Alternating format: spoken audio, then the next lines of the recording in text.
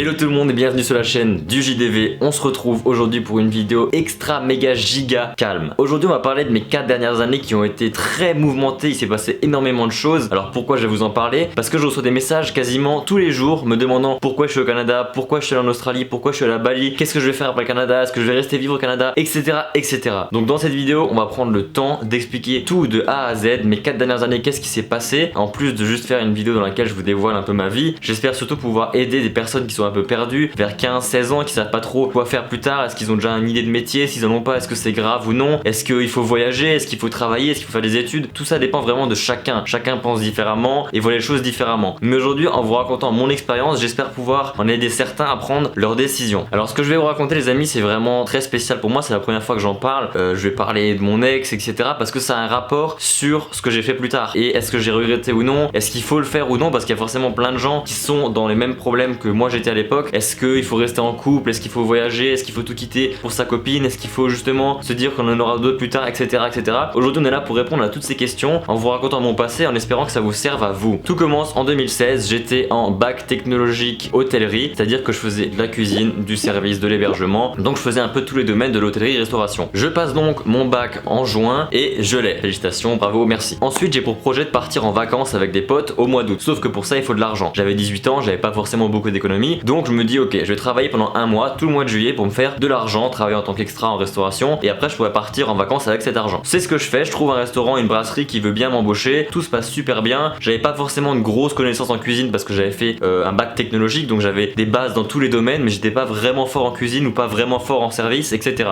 Je vais vous donner un conseil les amis, si vous cherchez un travail et que vous avez pas forcément beaucoup de connaissances dans ce domaine ou vous avez pas beaucoup d'expérience, la seule chose que vous pouvez faire c'est être attentif. Vraiment, c'est l'un des seuls avantages que vous avez et que vous pouvez mettre en avant, c'est-à-dire que vous écoutez et vous reproduisez ce qu'on vous montre le mieux possible. Vraiment concentrez-vous à fond là-dessus, c'est votre seul et unique avantage. Ils ont donc aimé ma façon de travailler, le fait que je sois sérieux, attentif, etc. Et donc j'ai travaillé un mois, etc. On est parti en vacances, c'était cool. Au retour de mes vacances d'août, je reçois un appel du restaurant qui me dit écoute voilà, on a beaucoup aimé comme tu travaillais, etc. Moi je savais pas ce que je voulais faire à ce moment-là, je rentrais de vacances, je me suis dit ouais je vais voir, je vais chercher un taf, etc. Sauf qu'ils me rappellent, ils me disent écoute, on a vraiment bien aimé comme tu travaillais, on cherche quelqu'un, est-ce que ça t'intéresse? Bah moi du coup c'était à 5 minutes de chez moi en voiture, je me dis bah allez, y a rien de mieux, c'est parti, l'ambiance en cuisine me plaisait, le travail en soi me plaisait aussi, donc c'est parti. Du coup je commence à travailler fin 2016 et petit truc important que je voulais te préciser, je suis en couple depuis mai 2016, donc ça fait vraiment quelques mois, voilà, je commence à être en couple, etc. C'est cool, ça se passe super bien, mais bref, je suis obligé de vous le dire parce que ça aurait un impact sur la suite de la vidéo. Donc voilà, je travaille à la brasserie, tout se passe bien, etc. Et allez, on va dire fin mars 2017, j'ai un pote à moi avec qui je vais boire un coup, qui me dit écoute voilà, j'aimerais bien faire un tour du monde cet été, 1 ou 2 mois, genre voyager un peu dans le monde, faire 5-6 villes, etc. Moi bah je suis chaud, je travaille, j'ai de l'argent, j'économise beaucoup d'argent vu que je vis chez mes parents. Moi je suis chaud, faire un tour du monde ça me chauffe de fou, j'ai toujours voulu voyager et donc voilà, c'est cool. Donc on essaie de s'organiser ça tranquillou. Malheureusement lui il est en médecine et du coup il doit revenir en France à certaines dates et au final c'est la merde, donc ça peut pas se faire. Qu'est-ce que je fais? Moi j'avais toujours cette envie de partir, il m'avait vraiment chauffé, je me suis vraiment motivé à vouloir partir, donc je contacte un autre pote à moi vers juillet. Je lui dis écoute mec, t'es chaud, on part ensemble faire un tour du monde et tout, et le mec me dit bah écoute moi je pars en Australie en septembre, donc c'était 2 mois après. Il dit je pars vivre en Australie pendant 1 an, j'ai un PVT, etc. c'est un visa de travail, moi je connaissais rien du tout. Du coup moi je lui dis ah bah c'est cool parce que l'Australie c'était un de mes pays que je voulais visiter pour mon tour du monde, bah écoute ça peut être sympa de le faire ensemble. À ce moment là je tiens à préciser que j'étais toujours en couple, j'étais très amoureux, tout se passait extrêmement bien, mais j'arrive à ce stade où voilà je lui demande, il me dit qu'il part en Australie et je sais pas, je me chauffe tout seul et je me dis ok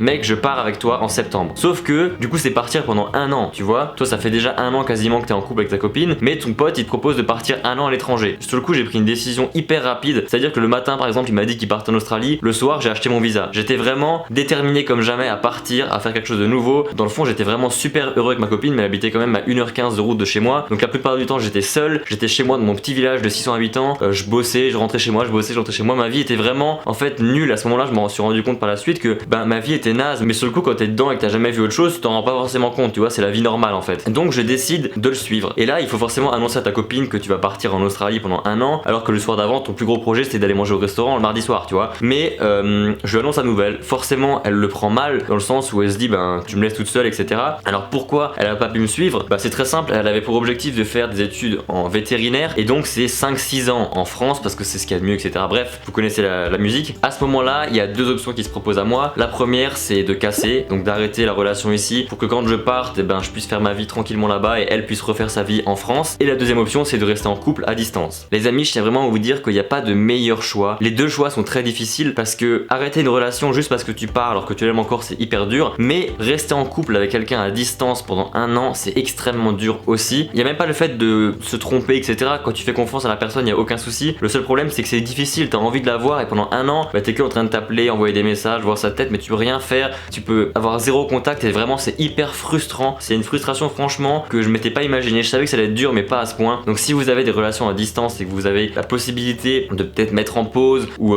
juste arrêter en bon terme et peut-être faire quelque chose par la suite, vraiment faites-le parce que c'est mon conseil. Chacun fait comme il veut, mais honnêtement, j'aurais clairement dû arrêter la relation ici et partir seul, quitte à ce que quand je revienne, on refasse quelque chose ou je sais pas. Mais en tout cas, voilà, on a décidé de rester en couple et donc je suis parti en Australie avec ce pote au mois de novembre finalement parce que le temps de faire les papiers, les passeports, etc. c'était assez long. Donc on part sur un coup de tête clairement. Moi j'avais pas prévu de partir en Australie, puis je l'ai suivi, tu vois. Donc on part tous les deux en Australie en novembre 2017. Je suis toujours en couple avec ma copine. On fait notre petit voyage en Australie, ça se passe bien et tout. Et vers mai 2019, lui décide de rentrer en France. Donc moi je me retrouve tout seul en Australie, toujours en couple avec ma copine à distance. Ça se passe bien entre guillemets. Je veux dire, il n'y a pas eu de tromperie, il n'y a rien eu de tout ça. Mais c'est difficile. Sentimentalement, c'est très difficile. Mais ça se passe. Mon pote rentre en France. Moi je décide de rester en Australie pour finir mon visa. C'est-à-dire qu'il fallait travailler en ferme pendant 88 jours. Donc une ferme, ça peut être une ferme d'animaux, une ferme végétale, n'importe quoi. Et donc il faut faire ces 88 jours en ferme pour valider son premier visa et pouvoir revenir une deuxième année si on en a envie plus tard. Je décide donc de faire mes fermes et là donc je travaille plus ou moins entre 10 et 14 heures par jour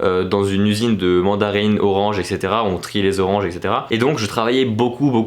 En plus de ça, il y avait le décalage horaire avec la France. Il y avait 8 heures je crois ou 7 heures de décalage. Donc c'était vraiment hyper compliqué de parler à ma copine et c'est là vraiment que ça a commencé à se compliquer parce que ben on pouvait plus trop parler, etc. Donc on s'est un peu, moi personnellement je me suis un peu détaché de cette relation dans le sens où ça faisait déjà 7-8 mois on pouvait que se parler par téléphone, etc. Là où j'étais, où je travaillais, j'avais une barre de réseau donc c'était vraiment de la merde. Le réseau était vraiment pourri, c'était au milieu de l'Australie, au milieu du désert, il y avait rien du tout, mais je l'avais quand même mon téléphone donc on s'appelait et tout, mais c'était plus pareil. Je sais pas, on se parlait peut-être 10 minutes tous les jours, c'était ridicule. Et forcément, moi j'étais avec d'autres gens avec qui ben je partageais une bonne expérience, on partageait des bons moments et on travaillait tous ensemble tout le temps. C'était un peu comme un club, tu vois, comme un club de vacances. Et je sais pas, je me suis vraiment détaché de cette relation. J'en avais marre de peut-être de souffrir un peu, d'être un peu distant tout le temps, de pas pouvoir voir la personne que t'aimes, etc. Et j'ai donc décidé d'arrêter la relation ici parce qu'on pouvait plus se parler. C'était vraiment devenu très distant et c'est même pas par mon choix, c'est que je n'avais pas le choix. En fait, je travaillais tellement et avec le décalage horaire et ses horaires à elle, bah ça correspondait plus. Et pour éviter de se faire plus de mal encore longtemps, j'ai décidé de couper la relation ici. À ce moment-là, il me restait encore plus ou moins un mois et demi de ferme. Je fais mes jours de ferme, etc. Ça se passe bien. Et j'avais donc prévu de rentrer en France vers le 10 août. Ça faisait pas un an, mais je me suis dit voilà que c'était assez cool. J'avais fait plein de choses, ça m'avait plu. Je voulais rentrer en France. Sauf que le prix des billets d'avion pour aller en France au mois d'août, c'est extrêmement cher. Du coup, je me suis dit bon, qu'est-ce que je peux faire pour attendre le mois de septembre? Eh bien, à côté de l'Australie, il y a l'Indonésie et donc Bali. Alors Bali, c'est un endroit où tous les Français qui sont en Australie vont après l'Australie parce que c'est pas loin, c'est pas cher, c'est super beau. Bref, c'est juste trop bien. Du coup, je me dis ok, je vais me faire 3 semaines, un mois de road trip à Bali tout seul. Et donc là, j'ai décidé de prendre un billet tout seul pour partir à Bali tout seul. Et j'ai franchement kiffé mon expérience parce que j'ai parlé avec des vrais Balinais. Je suis devenu ami avec des Balinais avec qui je parle toujours aujourd'hui sur Instagram. C'est juste super cool. Et c'est donc pour ça que je suis parti à Bali parce que j'avais juste rien d'autre à faire. Je devais attendre le mois de septembre. Donc c'est ce que j'ai fait. J'ai passé 3 semaines à Bali. J'ai loué un scooter. J'ai fait plein de choses. C'était vraiment hyper cool, les amis. C'était vraiment très peu cher. Je crois que pour 25 jours à Bali, je crois que j'ai payé plus ou moins 700 ou 800 euros. C'est ridicule. Alors que j'ai loué un scooter, etc. Après, j'étais pas dans les hôtels de luxe, hein. J'étais dans des maisons d'hôtes, entre guillemets, des petits hôtels, des machins quand même propres, tu vois. Mais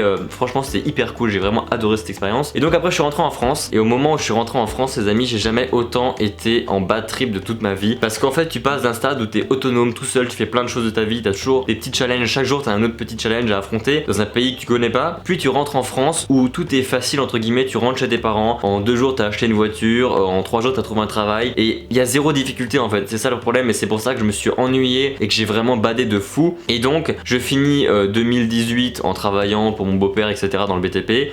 Début 2019, j'arrête le BTP parce que ça me saoule. Je suis vraiment en train de partir en bas total, en train de déprimer. Je veux repartir quelque part, mais je savais pas où. Et donc, début janvier, je fais ma demande pour partir au Canada. Ce qu'il faut savoir, c'est que pour venir au Canada, c'est sur tirage au sort. C'est-à-dire que tu fais ta demande parmi des milliers d'autres personnes et chaque mois, il y a un tirage au sort. Si t'es tiré au sort, tu peux faire ta demande pour un visa travail, etc., etc. Je fais donc ma demande début janvier. À ce moment-là, se passe 1 ou 2 mois et au bout de 2 mois, je reçois une réponse positive, ce qui est quand même très rare de recevoir une réponse positive au bout de 2 mois parce que ce qu'il faut savoir, c'est qu'il y a des gens qui attendent 4 voire 5 ans avant d'être tirés au sort. J'ai vraiment été cocu de fou. Là pour le coup, j'étais vraiment hyper chanceux et donc je me dis ok, je veux partir au Canada, c'est bon, j'en ai marre de rester en France, je m'ennuie, etc. Je fais donc mes papiers papiers, etc. Ça prend forcément un peu de temps, c'est toujours un peu long. Et je pars au Canada le 8 mai. J'arrive ici tout content, tout bien, tout est différent, tout est nouveau, mais ça parle quand même français, donc c'est quand même assez facile. Depuis que je suis au Canada, je kiffe ma vie, c'est un nouveau monde, c'est une nouvelle vie, et franchement c'est super cool. Et donc voilà, on est maintenant en 2020, ça fait 8-9 mois que je suis à Montréal, je kiffe ma vie, je kiffe ce que je fais, et maintenant je vais essayer de tout faire pour faire des vidéos le plus possible, des photos, vraiment la passion que j'ai pour l'audiovisuel, je veux la pousser au maximum possible. Et voilà un peu pour cette petite histoire, sur mon petit rewind de mes 4 dernières années de ma vie, où il s'est passé beaucoup de choses. Pour vous faire un petit bilan un peu des grosses étapes qui ont changé ma vie pour toujours, l'une des premières ça a été de partir à l'étranger, malgré que j'étais hyper amoureux de ma copine, dans le sens où voilà, j'étais vraiment hyper amoureux, c'était vraiment une relation qui me tenait à cœur, je l'aimais beaucoup cette fille. À ce moment-là, il faut se poser les bonnes questions, c'est-à-dire est-ce que ça vaut le coup de rester en France pour elle, alors que si ça se trouve dans 1 ou 2 ans elle va te quitter, ou peut-être même toi au bout d'1 ou 2 ans tu vas te lasser, tu vas finir par la quitter, et du coup tu auras perdu entre guillemets 1 ou 2 ans de ta vie où tu t'es empêché de voyager et faire ce que t'aimes. Ou est-ce que tu prends le risque de voyager, de faire quelque chose que tu vas aimer, mais du coup de perdre potentiellement une relation qui te tient à cœur? C'est un choix extrêmement difficile les amis, parce que dans les deux cas vous perdez quelque chose. Dans le premier cas vous perdez peut-être votre futur et un avenir totalement différent de celui que vous allez avoir si vous restez avec la personne, et dans le deuxième cas vous perdez une personne qui vous tient vraiment à cœur. Et voilà, c'est dans les deux cas c'est vraiment difficile, il n'y a pas de bonne réponse, il n'y a pas de bon choix. Mais maintenant si j'y repense, je regrette pas du tout ce choix, dans le sens où si j'étais pas parti ailleurs, j'aurais jamais su qu'en France j'étais malheureux. C'est-à-dire que quand tu sais pas ce qu'il y a ailleurs, tu peux pas dire que c'est forcément mieux. Donc maintenant le fait d'avoir vu autre chose et d'autres pays, je me rends compte que je suis plus du tout à ma place en France, ou du moins pour l'instant. Je suis pas heureux et j'ai envie de voir d'autres choses, voir du nouveau monde, voir du terrain en fait tout simplement, et profiter de ça tant que je suis jeune, tant que j'ai pas d'attache, tant que j'ai pas d'enfants, tant que j'ai pas de choses qui m'obligent à rester dans un pays. Donc vraiment les amis, tant que vous êtes jeunes, profitez-en, essayez de faire des choses que vous ferez plus dans 10-15 ans, faites des choses dont vous êtes fiers, même si parfois c'est un peu difficile parce qu'il faut faire des choix qui sont durs, qui font mal au cœur, mais c'est comme ça les amis, c'est la vie, il faut faire des choix, et certains choix vous emmèneront plus loin que d'autres. Donc vraiment prenez le temps de réfléchir, faites les bons choix. On va arrêter cette vidéo ici, ça a été une vidéo un peu longue,